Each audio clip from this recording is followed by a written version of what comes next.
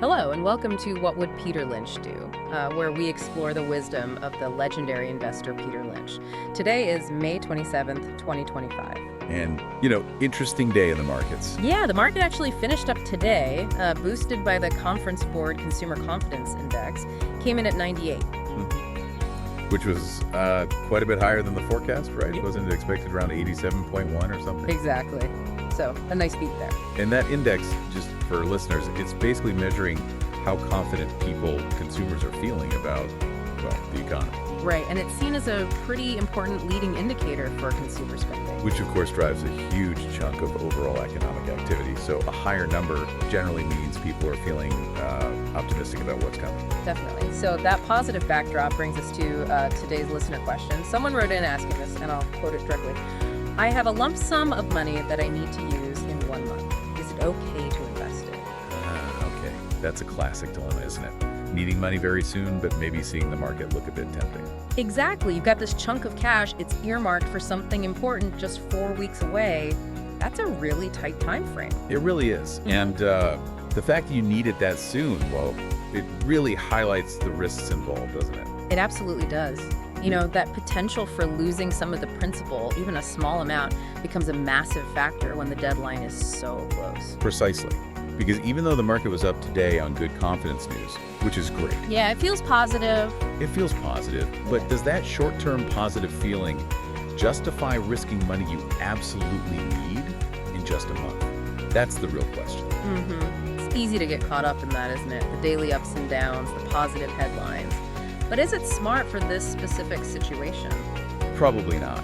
Yeah. Those positive economic signs can boost the overall mood, sure, but investing has to be tied to your personal situation and your goals, and a 1-month time frame.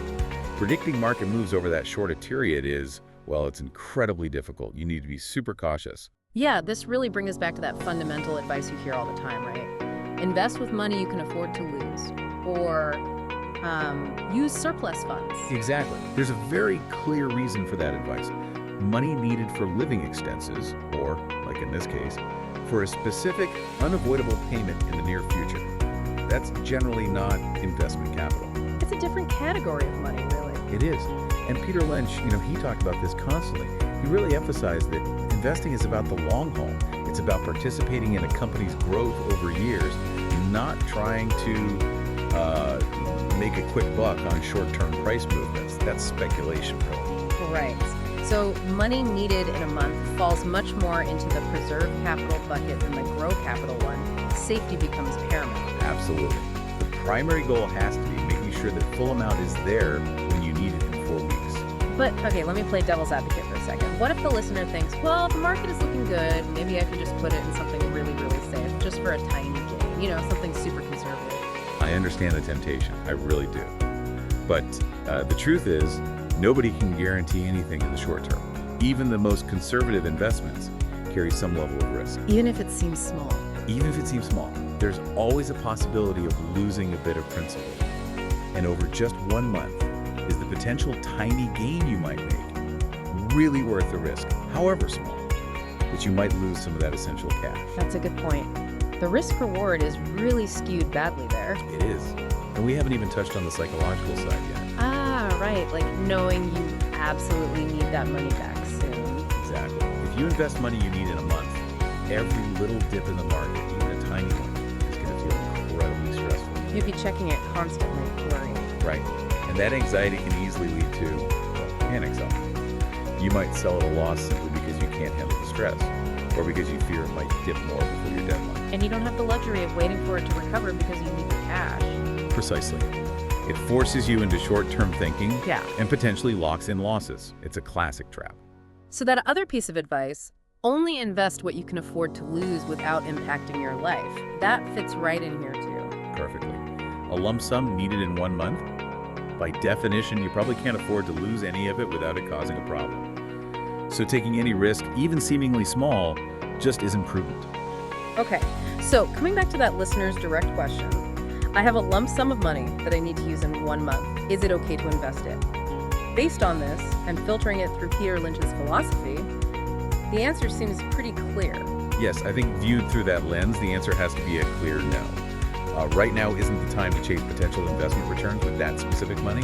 The focus has to be 100% on safeguarding the principal. Makes total sense. Okay, so let's bring in today's Lynch quote and talk a bit about how this principle isn't just for investing, but really connects to broader life wisdom. Sounds good. A very relevant quote from Peter Lynch is, invest in what you understand. Okay, invest in what you understand. How does that apply here? Well, on the surface, it's about knowing the companies you buy stock in, right? Yeah. Understanding their business. Sure. Do your homework. Exactly. But it goes deeper. It's about understanding the nature of the investment itself, including the risks. Investing money you need in 1 month. That means you're betting on short-term market movements. And predicting short-term market movements with any certainty is something, frankly, nobody truly understands or can control. Ah, I see. So investing that money would be putting it into something whose short-term behavior you fundamentally can't understand or predict reliably. Precisely. You'd be operating outside your circle of competence, so to speak, regarding the predictability needed for such a short time frame. And this idea, this principle, it really applies way beyond just stocks.